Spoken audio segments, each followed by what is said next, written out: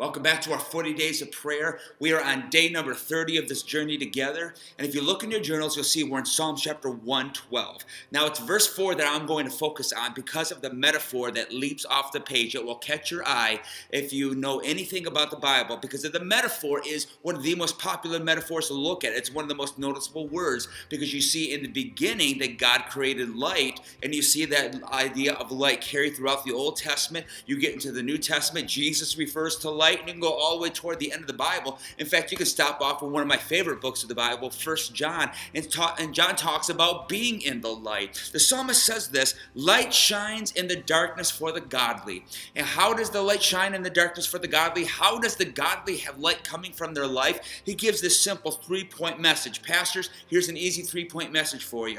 First of all, they are generous. The godly are generous, and therefore light is shining from their life. There's a radiance that comes when we walk in generosity. At K-First, we talk about three types of generosity. Generosity with our time, our talent, and our treasures. And when we walk in generosity, we walk in a way that honors God, because God gave us those freely, so we freely give those out. Secondly, compassion. It says they are generous and they are compassionate. When we walk in compassion toward people, people see the glory of God coming through our life. We just preached this on Sunday, that whatever we do unto the glory of God. We do it showing the glory of God. And I don't know if there's any better way to do it than being compassionate. And lastly, being righteous. The word righteous means to have right standing. In other words, our conduct shows the standing that we have in Christ Jesus. We don't act like the unrighteous, we act like the righteous. Why? Because we have been set apart. We have been called by God. Therefore, if we've been given an identity in Christ, 2 Corinthians chapter 5,